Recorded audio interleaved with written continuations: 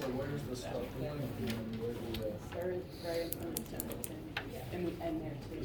So you go back road, This is all the way how we go down. towards. All right. How you feeling today? Glad to hear.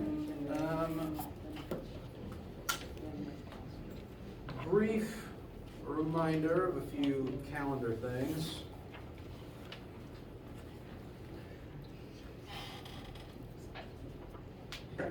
Today, come on.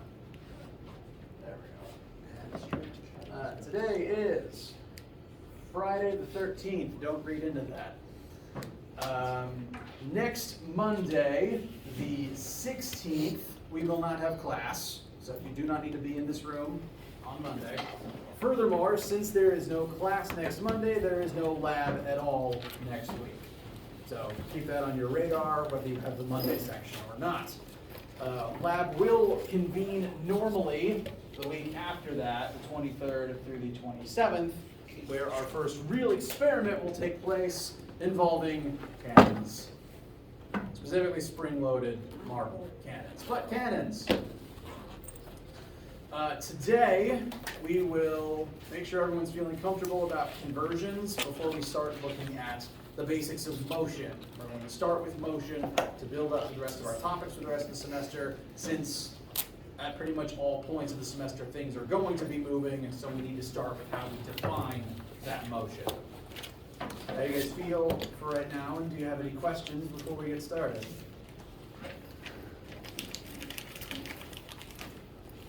All right.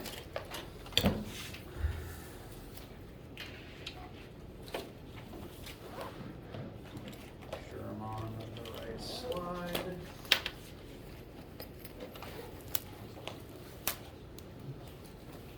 Now, in our math review of the past week, we've gone over the metric prefixes that we'll be using and started talking about the various metric units that we will commonly be using in this class.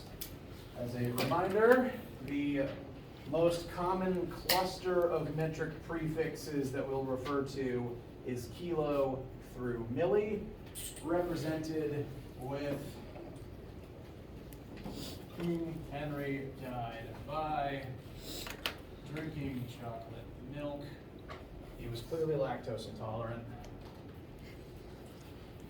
And the three metric units that we've talked about so far: meters for length, liters for volume, and grams for mass. Any complaints or issues about utilizing the metric prefixes for these units before we move on to different types of converters today? Okay. As I said, you don't need to memorize the bulk of this chart. If you need to go smaller than milli or bigger than kilo, we'll cover that as we get there. I like to just show the whole thing to give an idea of what it means. Kilo through milli, just the letters over there, the commonly used ones, are the only ones that you should really be able to know on the top of your head. Now, metric conversions, just converting between prefixes, are not the only types of conversions we'll be doing in here, because if we're using the metric system, we're going to need to be able to convert units that aren't metric into their metric counterparts to be able to utilize them in some of our formulas. Using the metric system isn't just a preference, it's kind of a necessity in that most of our formulas are designed to use metric units.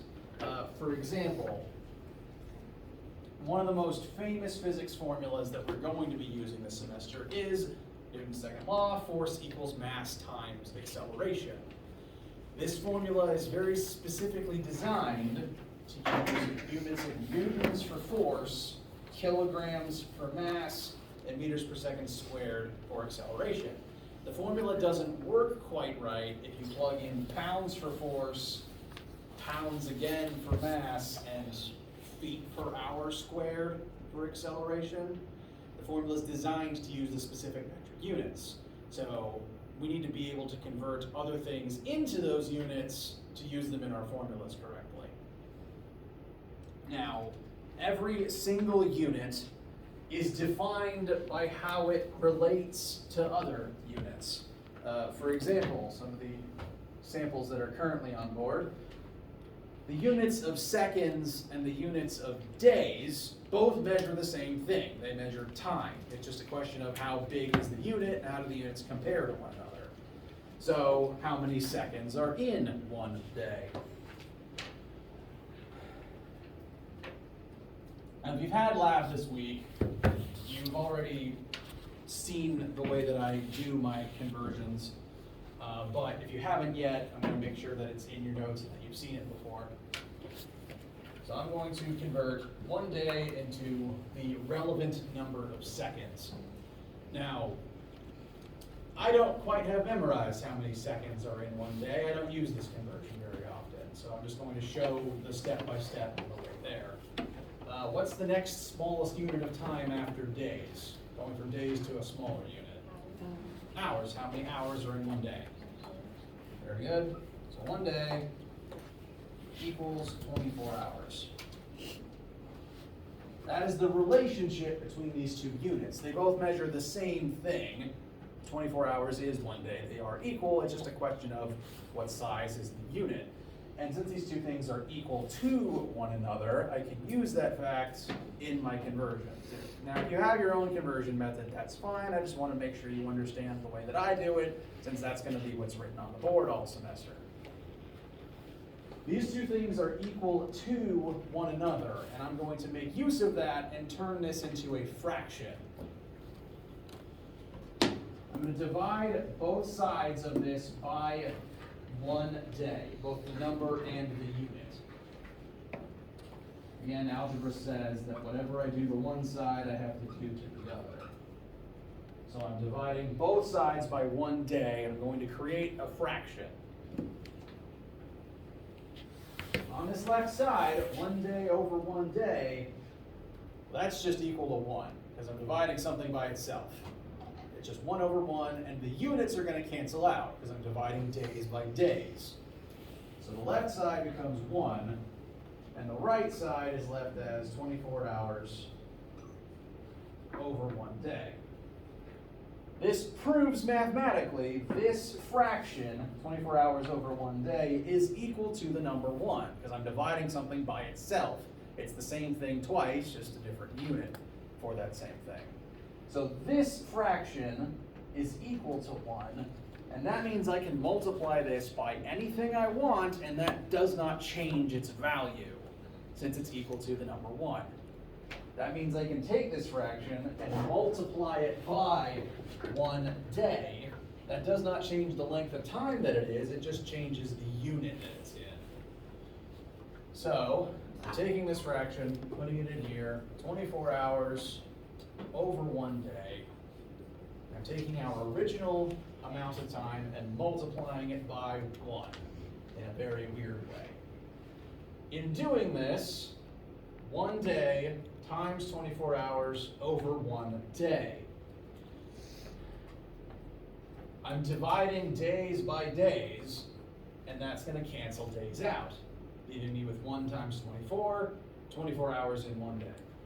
So, haven't actually accomplished much yet, but this is the start of the train, the start of the railway. This is the method I use for all of my conversions. I take a fraction based on the relationship between the two units, and I multiply it by the original to cancel out the old unit and replace it with the new one. And I find the fraction system helpful because it can make sure that the unit I want ends up either in the top or the bottom, depending on where it's supposed to be. So 1 times 24 divided by 1, that's how many hours are in one day, but we already knew that. What's the next smallest unit after hours? Minutes. How many minutes are in 1 hour? 6. Very good. So I'm going to create a similar fraction based on that information. I'm going to put the 1 hour part on the bottom so that it cancels out with the hours we just put on the top. And 60 minutes is the top of the new fraction. Again, 60 minutes is 1 hour, so I'm multiplying by 1 again, I'm not changing the value, but I can change the unit, because now I'm dividing hours by hours. I wrote it slightly differently there. And that's going to cancel out the units of hours, leaving me just with the units of minutes on the top side. So far we've got 1 times 24 times 60, and that's how many minutes are in one day. I can do that one more time, convert the minutes into seconds to give us seconds in one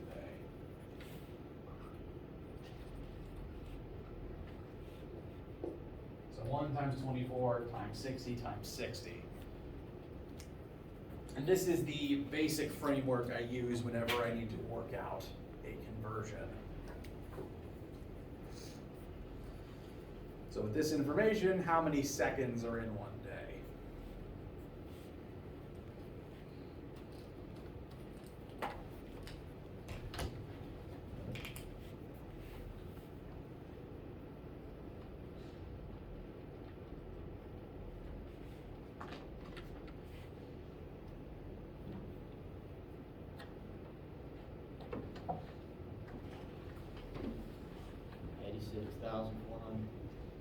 Anyone disagree?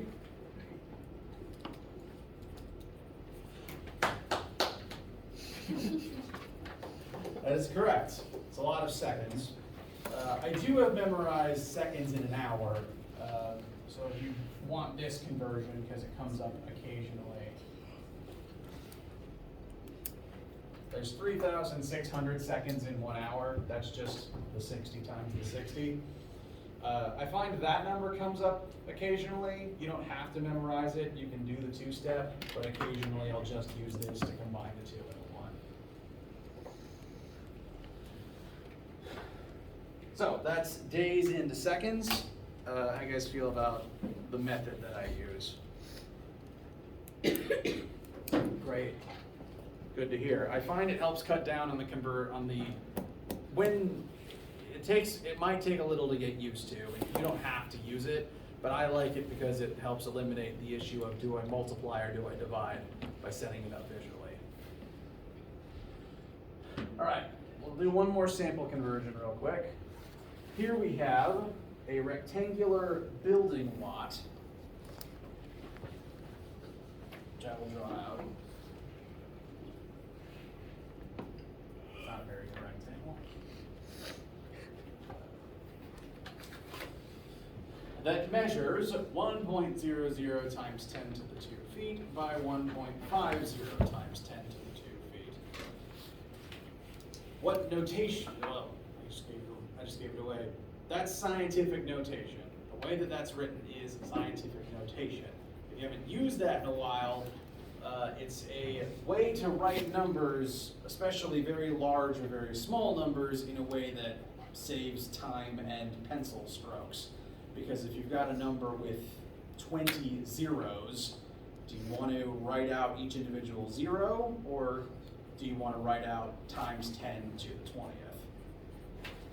So if you haven't used scientific notation in a while, it's just a way to cut down on the number of pen strokes you need to make. And what it means is this number is equal to 1 times 10 to the second power. What, in terms of normal numeration, what number does that equal? 100. 100, correct.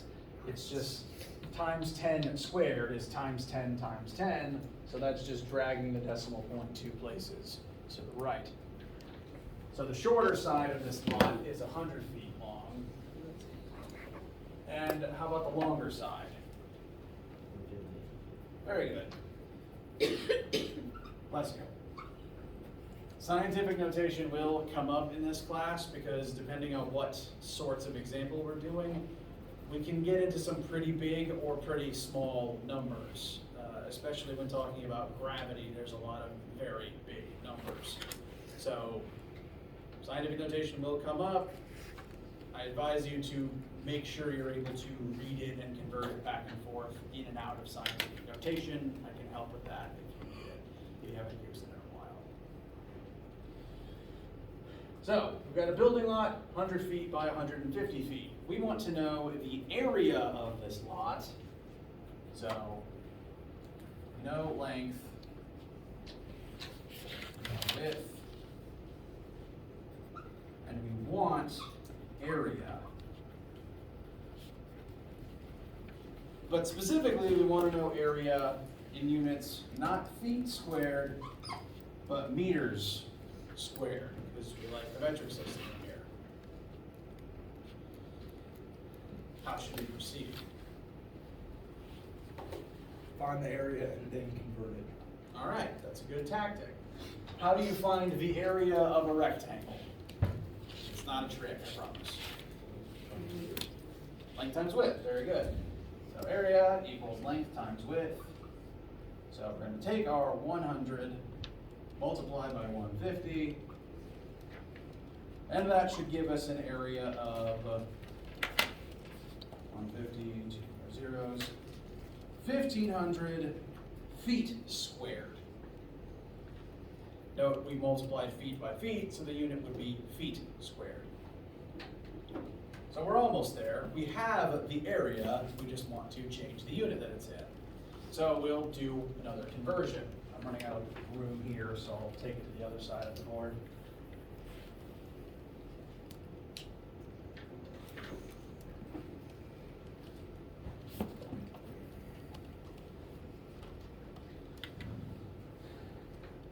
So, refresher of the way that I do it.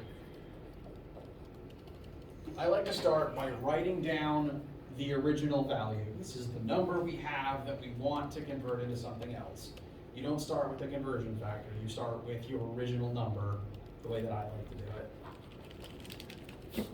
And then you multiply it by the fraction based on the conversion ratio. In this case, 1 meter is equal to approximately 3.3 feet. So I want to cancel out feet and replace it with meters. So I'm going to arrange my fraction in a way that normally feet is on the top. So to cancel it out, I want to put the feet part of this on the bottom. So of that ratio, 3.3 feet times 1 meter.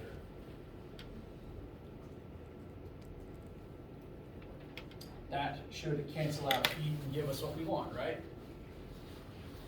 You still have to square Correct. And I saw a few people shaking their heads. There is one catch here. If this is all you did, then you would be dividing feet squared by feet and then multiplying the result by meters. But feet squared is equal to feet times feet.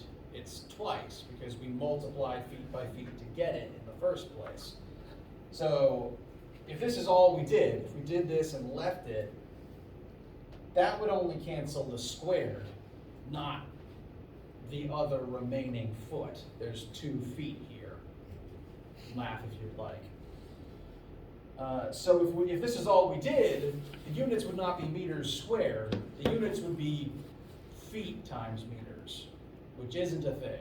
That's like a hybrid of metric and imperial that no one wants because it's not useful. So when this happens, when you're converting a unit that is squared or cubed or something like that, you need to use this ratio again a number of times equal to that exponent. So when you got feet squared, we need to do it twice.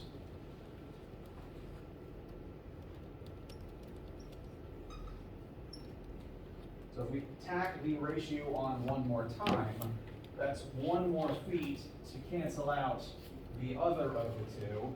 And that leaves us with meters times meters, which is meters squared, which is what we want.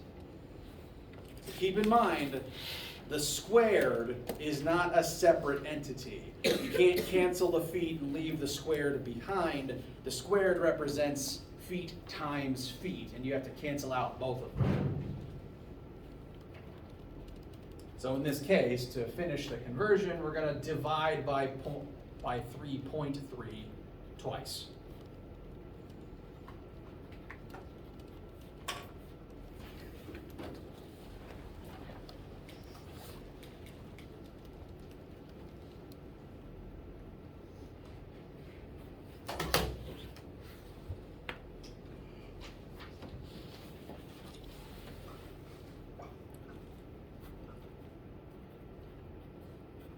that should leave us with about 1377 meters cubed.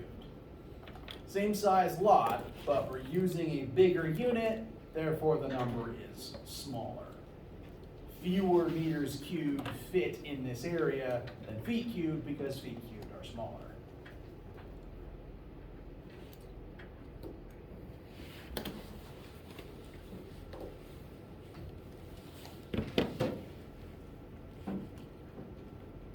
How you guys feel?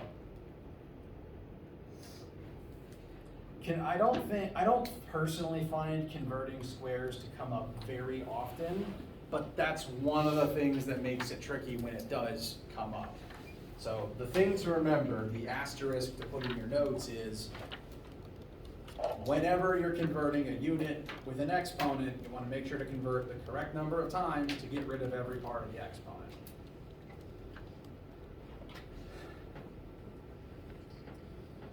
Now, we'll be doing conversions throughout the entire semester, so I will constantly be putting them up on the board, helping you guys with them, but it's important to discuss them here at the beginning.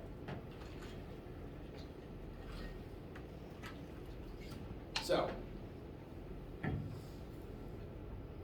talked about units, talked about converting the units.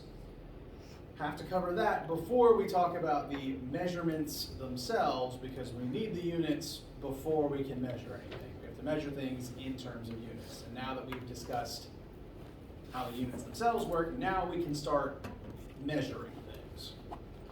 And the first things we're going to measure is motion, because motion is one of the easiest things for the human eye to track, and we need to talk about motion so that we can understand how things move throughout every other part of everything we talk about this semester.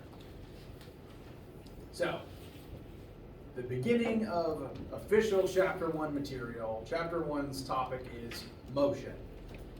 We're starting with one-dimensional motion. Now, between me or other people that you have had science classes with, you probably have heard that we live in a three-dimensional universe.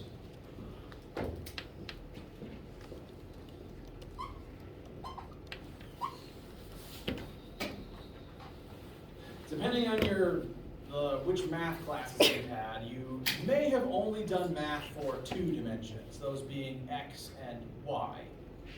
X-axis is where is something back and forth horizontally, y-axis is where is something up and down vertically. And you can track something's position in each of these axes, like one object is further to the right than the other, one object is higher up than another one is. Now, the actual universe we live in is not limited to only two dimensions, because this is a flat board. There's a third dimension that is the z-axis, which points out of the board. It's depth, which is kind of hard to draw on a flat surface. Some people artistically represent it like this.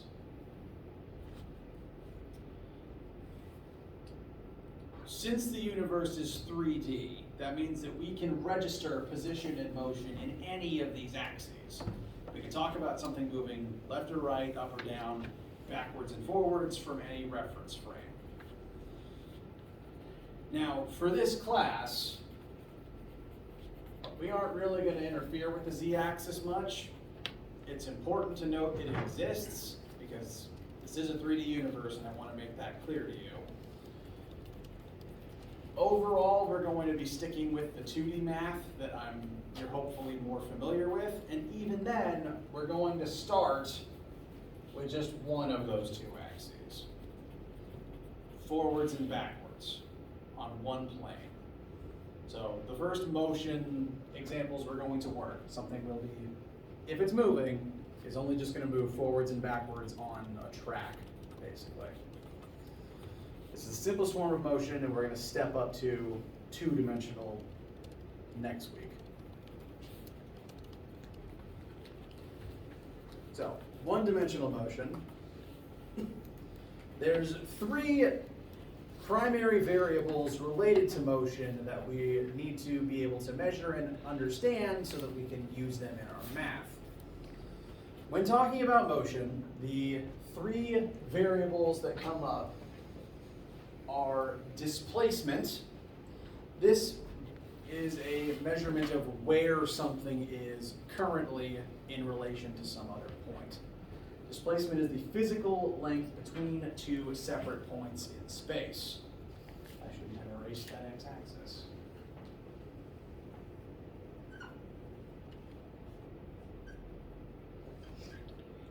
So, just if I was to take a meter stick and physically measure how far apart these two objects are, that would be the displacement between them.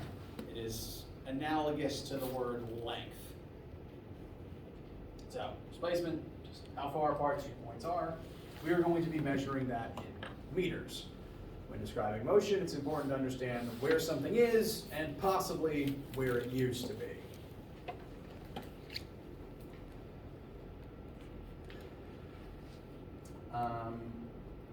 In our formulas for displacement,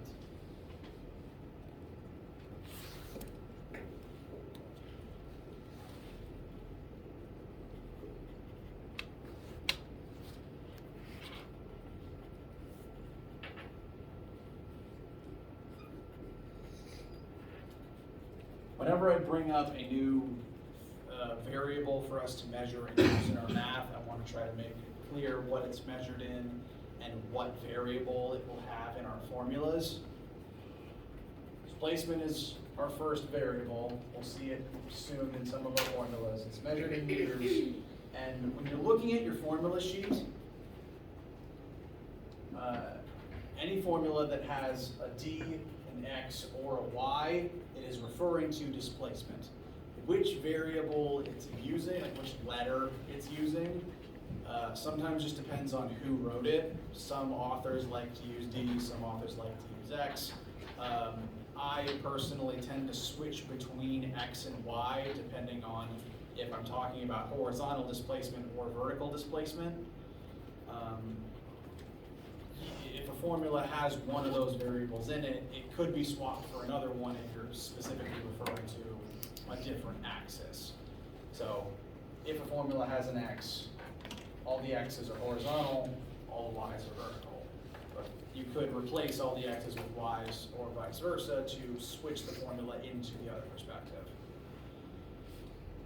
Just want to make it clear in case the formula sheet has some with D or some with X. They're all referring to displacement.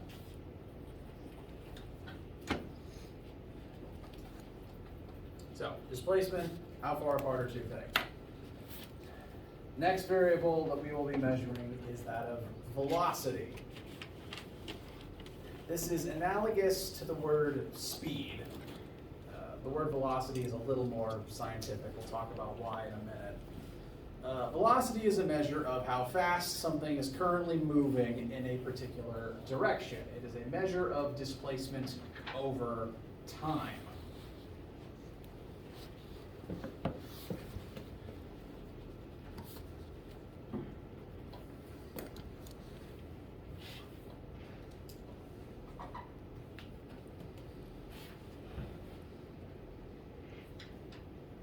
For that reason, velocity is displacement over time, and the reason for that is, in order to be moving, to have a velocity, to have a speed, you have to be moving through space over some period of time. Bless you. Thank you. When you think of speed, just give me off the top of your mind, what's the first thing you think of when you hear the word speed? Formula One. Miles per hour, Formula One. I'm going to use both of those real quick. So miles per hour is another unit for velocity.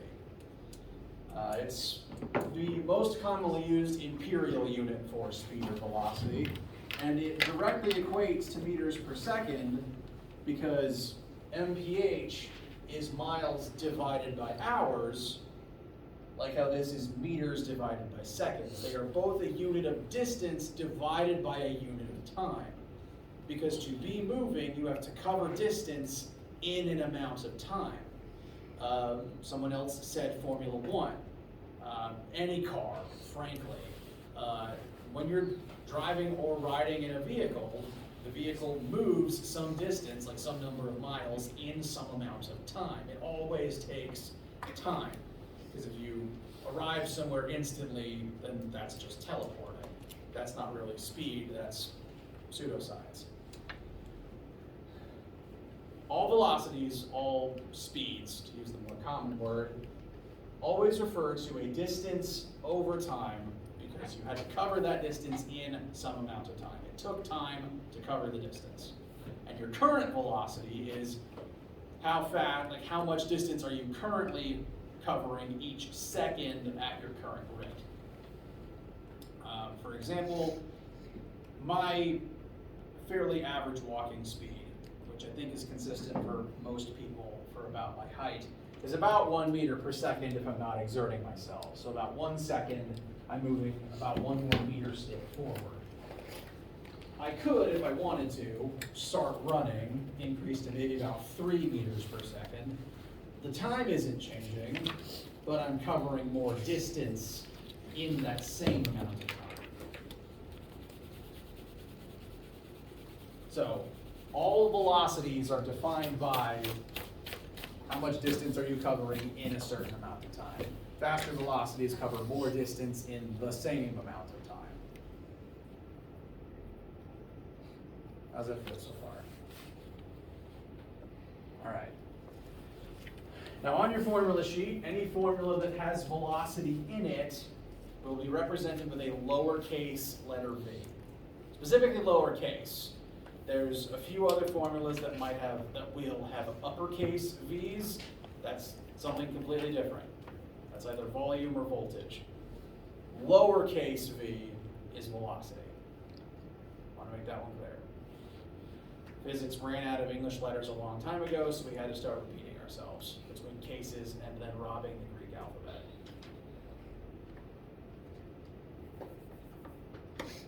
All right.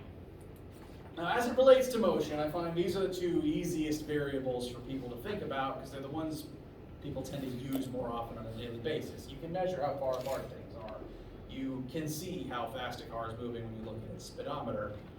The last thing on this slide is the more conceptual of this first batch of variables we're going to be calculating in here, and that is acceleration.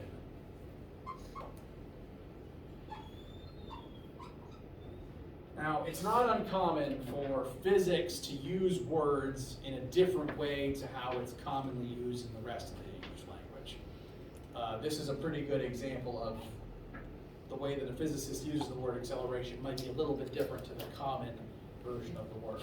When you hear acceleration, no wrong answer. I just want to know what's the first definition that pops into your head for acceleration. Oh God. Pedal to the metal. Go fast, pedal to the metal. Not bad, but I can use the physics definition to shed a little more light on that. To kind of get moving in the right direction. What is a synonym for the gas pedal in a car? Accelerator. Accelerator.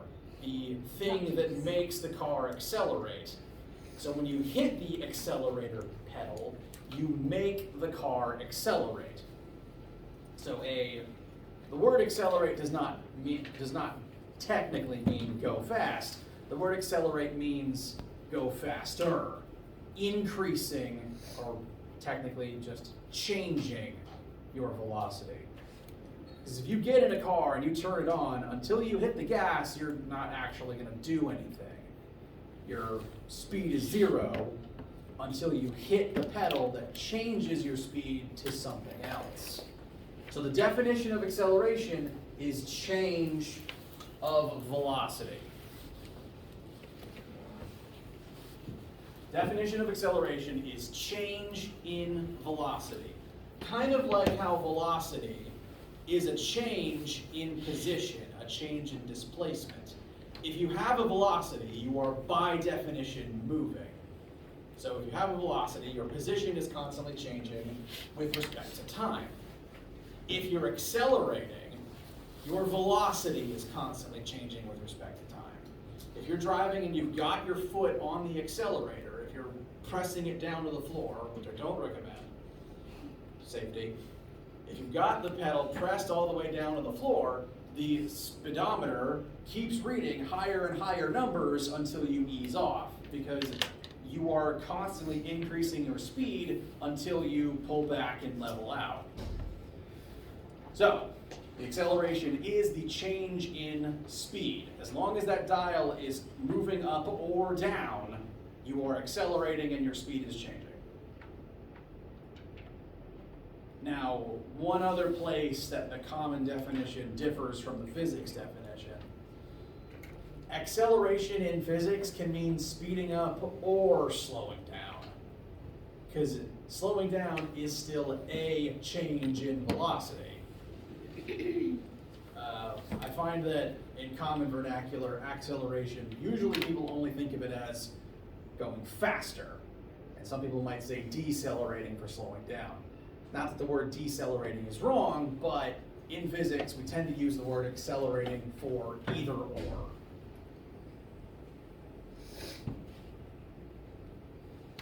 So acceleration is defined as change in velocity.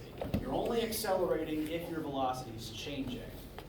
If you're walking at a constant speed, you're not speeding up or slowing down, so you're not accelerating even though you are moving. You can have a velocity and not have an acceleration. Does that make sense? Okay. So acceleration is a change in velocity, and for that reason, its unit is meters per second squared. I'll explain that in a sec. First, I'm going to point out that if you look on your formula sheet, you see you're looking for a formula that has acceleration in it. The variable for acceleration is lowercase English a. I need to be specific because there's a couple of Greek lowercase alphas on your formula sheet. That's technically a different letter. Again, physics ran out of letters a long time ago. Lowercase English a is acceleration. And I'm going to show you one of those formulas to kind of help with the definition of acceleration.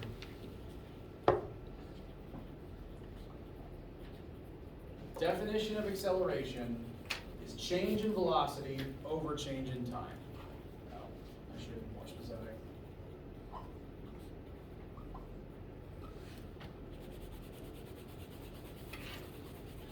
So anyone who hasn't had math in a while, it's okay, I just want to check. What does it mean when there's a triangle in your formula? Change it. Very good. If you're looking at a formula and there's a triangle in it, it's technically the Greek letter delta. So when I'm reading the formulas out loud, I would say A equals delta V over delta T. And it means change in. Anytime you see a delta in the formula, it's referring to a change in whatever it's attached to. So acceleration is defined as change in velocity over change in time. Again, you have to be changing speed in order to be accelerating. And the reason that the unit for acceleration is meters per second squared is because of this formula. If you were to use this formula to try to calculate something's acceleration, say something's going to speed up from 0 to 30 in 5 seconds. Car commercials like to make statements like that. You'd be dividing that change in velocity, unit of which is meters per second, by seconds. A change in speed by the number of seconds it took to change that speed. So whereas velocity is just meters per second, acceleration is meters per second over seconds, because it's a change in a change. So that's the reason the unit for acceleration is meters per second squared, not just meters per second. It's a small nuance, but it's an important one, because it'll help make the difference between whether or not, it'll help you know if you're reading out like information being given to you in a question, knowing the difference can help you identify, are you being given a velocity or an acceleration?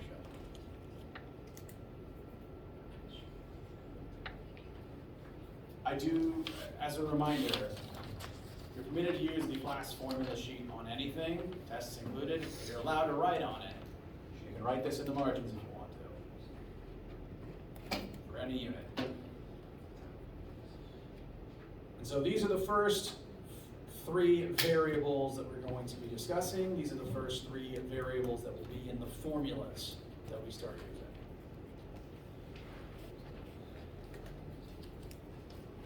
And I'm actually running a little light on time.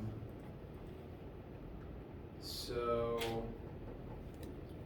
yeah, I think the last thing we'll do today is just look at those first couple formulas. And we'll start using them next week to describe and calculate motion. Now, what you're seeing on screen may not make any sense to you yet. That's okay. It's a kind of a department in joke. These are the first 4 formulas we're going to talk about. These are the first 4 formulas that pretty much every physics class goes over at this particular school. Even the upper level stuff. We still start with the same basic concepts, and therefore we start with the same formulas that relate all of them to each other. All of these formulas show the relationships between velocity, acceleration, displacement, and the secret 4th variable, time. And since this is the starting point of pretty much every physics class, is these 4 formulas talking about those 4 principles, my predecessors have taken to calling this family of 4 formulas the Fantastic Four. And since I was a physics student here, it's been ingrained in my brain, and now I can't help but call them that too. Let me double check, because it did remake this course's formula sheet.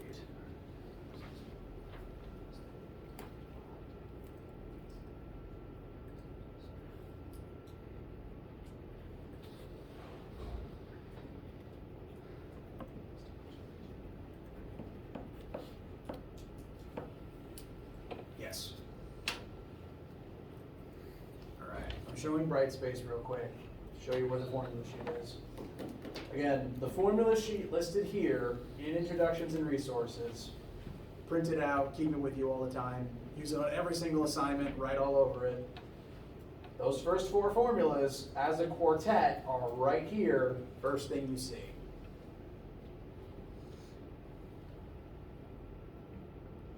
And even other copies of different formula sheets used for different courses in our department have them up here too, with some movie poster for some Fantastic Four movie.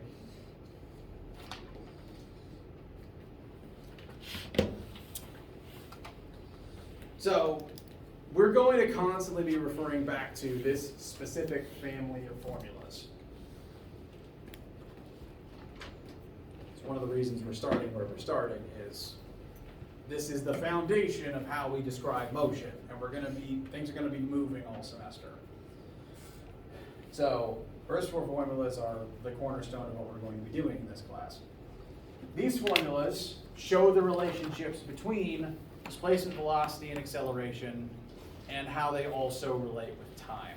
That's kind of the 4th variable on our list of things we're talking about here at the beginning. So all of these various principles plug into these equations to be able to tell us certain things about where an object is and what it is doing at any given moment in time. And we'll be using these next week as we start doing sample questions for various objects moving in different ways through space. And we'll again be using them the week after that to track the motion of a marble that we fire out of a cannon. In brief, this first formula is the definition of velocity, change in displacement over change in time. To have a velocity, your position has to be changing. Second formula is the definition of acceleration, change in velocity over change in time. Formula 3 to quickly mention what it's for, lets you calculate something's position while it's accelerating. And Formula 4 lets you do the same thing, but in a way that does not require knowing how the time that process takes. So 3 and 4 are similar. They cover the same thing, just in different ways. And as I said, next week we'll be applying these to start tracking the motion of various objects in space. Questions so far? All right. Have a good weekend. I will see some of you for lab today, and I will see the rest of you in class on Wednesday.